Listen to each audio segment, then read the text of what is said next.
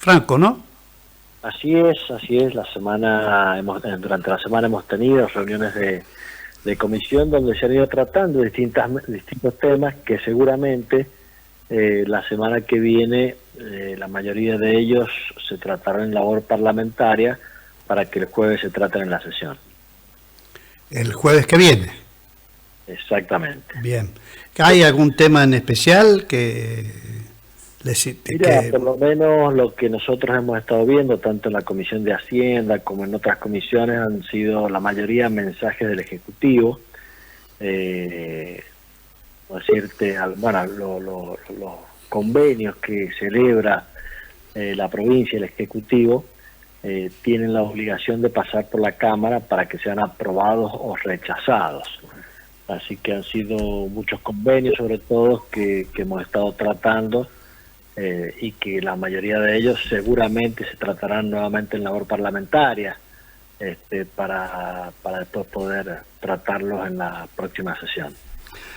Bien, Paula es especialista en finanzas y economía, experta también en inversiones y negocios, análisis económico, consultoría, etcétera, y también está en el tema de la comunicación, naturalmente. Paula, ¿alguna pregunta que le quieras hacer al diputado Aranda? Sobre todo en términos de lo que significa, por un lado, la economía, pero también pensando en cómo sigue un país en la que hay un cambio muy radical en esto, y hay disenso y hay discrepancia. En fin, me gustaría que tú preguntes. Estaría bueno que nos dé un poco de claridad del panorama económico, su opinión. A ver. Bueno, a ver, yo miro la economía con un poco de preocupación, porque si bien es cierto que creo que vamos a atravesar ahora un veranito financiero, ¿no? Porque tenemos más dólares producto del préstamo del FMI, también hay más dólares porque estamos en un momento de la liquidación gruesa de los granos en la Argentina, donde uno veía que el compromiso del gobierno con el FMI tenía que ser ir juntando dólares, pero sin embargo en estas semanas no ha estado comprando dólares el gobierno. Eso es una señal de que quiere que los dólares estén, que haya movimiento de dólares para que el dólar no vaya a subir, al contrario. Da la sensación de que quieren que el dólar baje, pero creo que eso tiene que ver con una cuestión más electoralista, ¿no? Ustedes saben que acá en la Argentina los aumentos del dólar siempre después terminan reflejados en aumentos de precios y en inflación. Aparentemente, por lo menos mi forma de ver, es que el gobierno, cuando dice que hay una libre flotación del dólar, digo que sabemos que no es así, sino que es una banda rígida entre 1.000 y 1.400 dólares, intenta sostenerlo bajo por una cuestión netamente electoral. Mi preocupación, ¿cuál es? Que mientras sostienen el dólar bajo, sufren los exportadores, porque dejan de ser competitivos, pero además nos llenamos de importaciones, que después hay que pagarlas, y eso implica también salida de dólares en un momento en que nosotros necesitamos muchos dólares. Y por otro lado, vemos también el tema del turismo, que hemos dejado de ser un país receptor de turismo internacional, que eso tenía una entrada genuina de dólares, y sin embargo hay muchísimos argentinos que están saliendo al exterior, que también implica una salida de dólares. Entonces, a mí me da la sensación de que son todas medidas electoralistas, pero que a la larga la vamos a terminar pagando. O para hacer un análisis un poco más claro, miren, cuando uno tiene deuda y toma préstamos para pagar deuda y no genera producción, estamos en un problema. Nosotros deberíamos haber tomado préstamos para invertirlos en producción, para que la Argentina produzca más, para generar más dólares y así poder pagar la deuda. Ese es mi punto de vista, pero bueno, por ahí me gustaría escuchar el punto de vista de ustedes, a ver si coinciden o no. Bueno, mi análisis de la situación no es muy diferente del suyo. Argentina está atravesando una etapa de transición económica con avances y también con riesgos.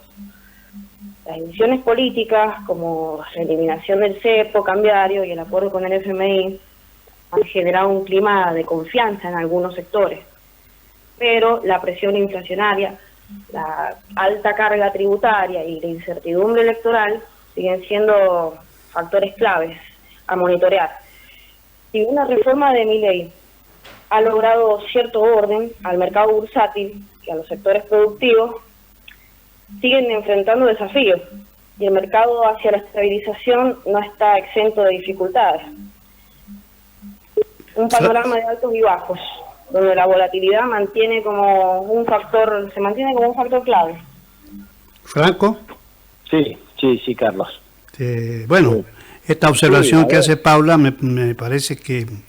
Es cierto, yo coincido que sobre todo que este gobierno trabaja mucho con el sector financiero, pero nunca los escucho hablar de la industria. En este momento, en lo que va este gobierno, ya se han perdido 260.000 puestos de trabajo formales. Se ha marcado un tiro bastante fuerte en la dirección económica del país. Claro, y además el poder adquisitivo de la gente sigue perdiendo. Entonces es cierto, yo coincido en que apuntan siempre a lo financiero, pero también creo que en algún momento la magia financiera se acaba y si un país no produce, finalmente no puede crecer y mucho menos salir del lugar donde nos encontramos.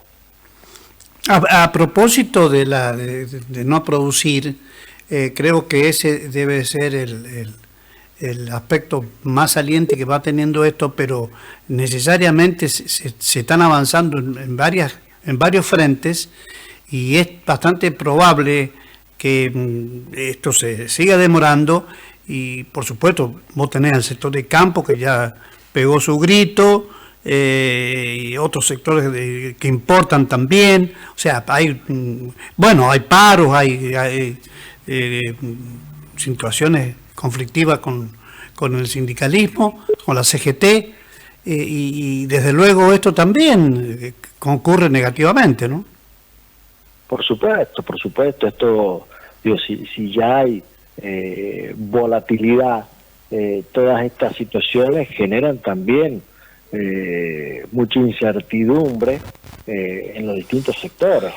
Entonces por ahí, qué sé yo, uno ve que dicen, no, bueno, pero estamos sacando las retenciones a la industria, pero cuando lee la letra chiquita, en realidad sacan a determinados sectores que tienen muy poca incidencia en el total. Al final el 80% sigue pagando esas retenciones porque no lo han sacado en el acero, no lo han sacado en productos que son muy importantes en la Argentina. Entonces hay en distintos sectores mucha preocupación, mucha incertidumbre, y esto hace que no sea un bueno para atraer inversiones, ¿no? Que en definitiva es una de las cosas que se necesita.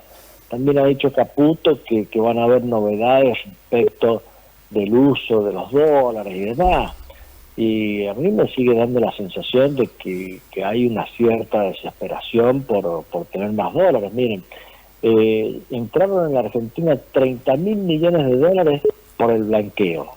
Si uno lo mira en términos económicos, uno tiene que decir la verdad que fue exitoso el blanqueo. Ahora, ¿qué pasó con esos dólares? Porque tuvieron que salir corriendo al FMI para que les dé 20.000 millones de dólares más. Y yo no descarto que la frase de Caputo últimamente sea un nuevo blanqueo o un mini blanqueo, porque bueno, el objetivo de ellos no es que la Argentina produzca, es sostener un dólar bajo para que para tener pisado el dólar y que la inflación no suba, porque hay unas elecciones pronto. Pero a mí me preocupa el largo plazo. Digo, ¿qué va a pasar en Argentina? Supongamos que lo pisen al dólar, que les vaya bien en la elección, bueno, ¿y después qué? Y aún así yo creo difícil que en estos términos lleguen con el escenario que estamos viviendo hoy a octubre, ¿no? Pero bueno, veremos. Paula, Luciana, Sí. ¿tenés algo para preguntarle al licenciado Aranda? Bien, más allá de los dólares y las cifras, la decisión de reducir el déficit fiscal también ha tenido un impacto directo en la vida de todos los argentinos, en el corto plazo. Eso significa menos subsidios y ajustes en el gasto público, lo que afecta sobre todo a los sectores más vulnerables y al bolsillo de la gente. El precio de la electricidad y el gas subieron, y si bien a largo plazo esa política tiene un sentido de sostenibilidad fiscal, en el presente está generando mucha incomodidad social. Es que, aunque la inflación ha comenzado a desacelerarse, el proceso sigue siendo lento y doloroso.